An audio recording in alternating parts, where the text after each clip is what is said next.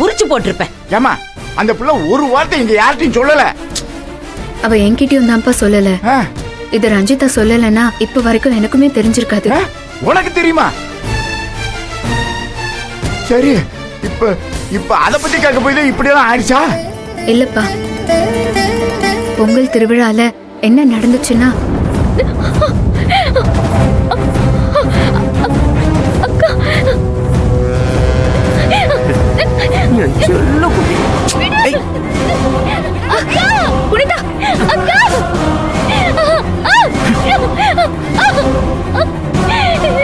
ஐயோ ஏமா என்னம்மா சொல்ற? படுபாவி பேவுல இப்பேற்பட்ட வேலையெல்லாம் செஞ்சானா? நீ ஒரு வார்த்தை சொல்லியிருந்தா அங்கனுக்குள்ள என்ன வேணாலும் செஞ்சு விட்டு என்ன நடந்தாலும் நான் அப்புறம் பார்த்திருப்பேன்ல. என் பேத்தியே கோபம் வந்து அடிச்சிருக்கானா? அப்படின்னா அவன் செஞ்ச வேலை அப்படி. நந்தினி, உனக்கு நல்லா தெரியும்ல இந்த வேலைய பார்த்தவன் அவன் தானே? ஆமா அம்மாச்சி, மூஞ்சில கலர் பொடி அடிச்சிருந்தான். ஆனா கண்டிப்பா அது அவன் எனக்கு தெரியும். ஏமா அவனை வெறுமனே தள்ளிதே விட்டியா இல்ல கட்டா கம்பின்னு ஏதாவது வச்சு அடிச்சிட்டியா? அப்பா இல்லப்பா, எனக்கு புனிதா சொன்னதுமே எனக்கு ஆத்திரம் தலைக்கு ஏறி அவனை செருப்பு கழட்டி அடிக்கணும் போலதான் போனேன். ஆனா அதுக்குள்ள அவ என் மூஞ்சில கலர் பொடிய தூவிட்டான். என்னால கண் முழிக்கவே முடியல. ஐயோ! அதே நேரம் அவ சட்டைய பிடிச்சிருந்த கையையும் நான் விட்டேன். ஏதோ அவன் விழுந்த சத்தம்.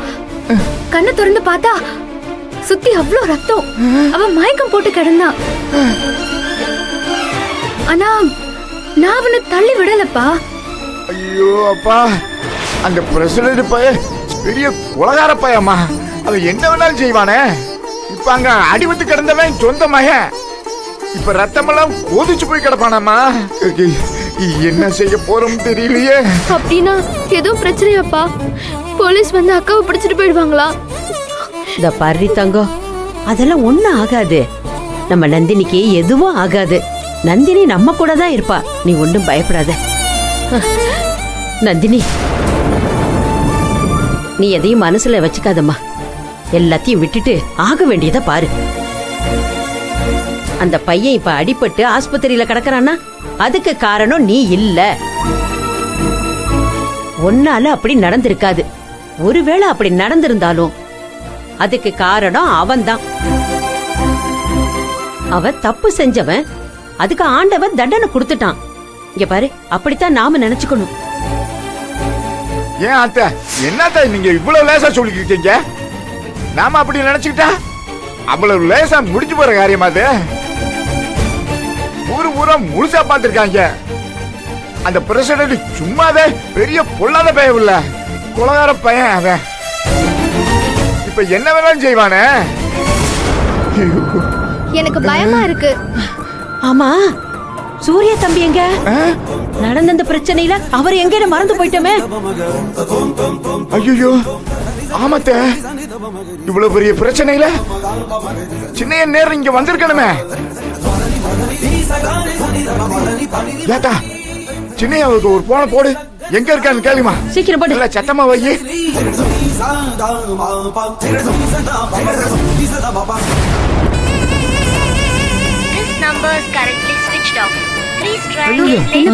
என்ன போனா ஆஃப் பண்ணி போட்டுருக்காரு?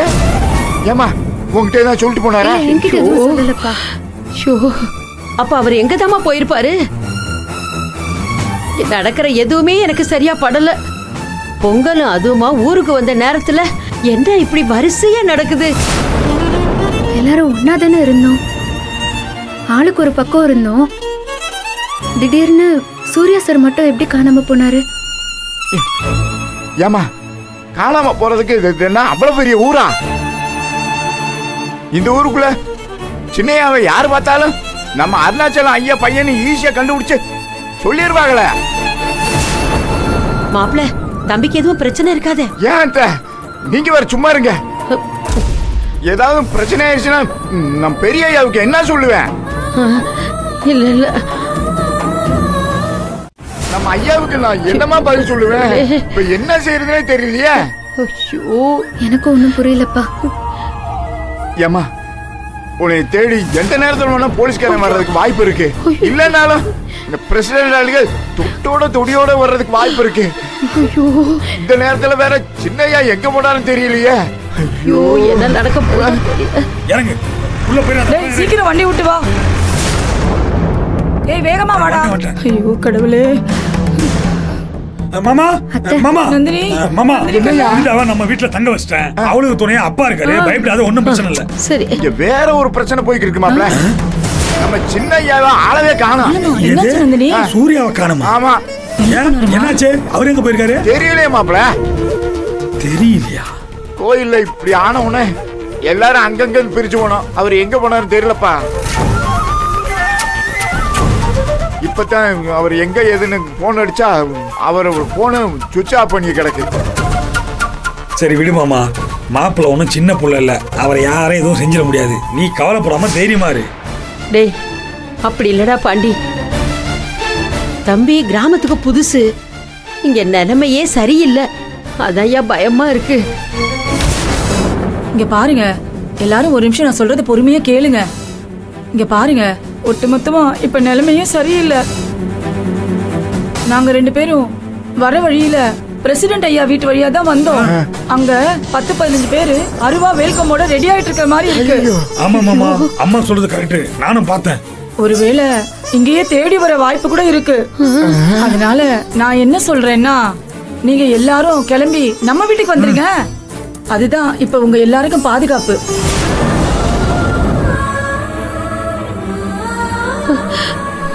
ஆமா நந்தினி, எதுவும் யோசிக்காத. இங்க இருக்க ஆபத்து தான். முதல்ல எல்லாரும் கிளம்புங்க. அம்மாடி நந்தினி, அவன் சொல்ற மாதிரி அங்க போறதுதான் நல்லதுன்னு எனக்கு தோணுதுமா. ஒருவேளை அந்த பிரசிடென்ட் ஆளுங்க கும்பலா கிளம்பி நம்ம வீட்டுக்கு வந்துட்டாங்கன்னா நம்மால என்னமா பண்ண முடியும்? என்னம்மா நந்தினி இன்னும் யோசிச்சுட்டு இருக்க? கிளம்புமா, எதையும் யோசிக்காத.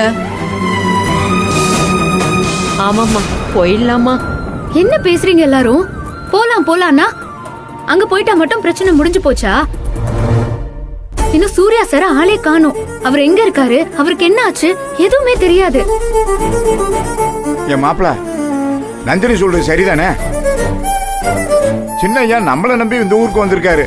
சொல்ல போனா பேசாம ஊர்ல இருந்தவரை பொங்கலுக்கு வர சொன்னதே நான் தான். இப்ப அவருக்கு என்ன ஆச்சு ஏதாச்சுன்னே தெரியாம நம்ம எப்படியா கிளம்புறது?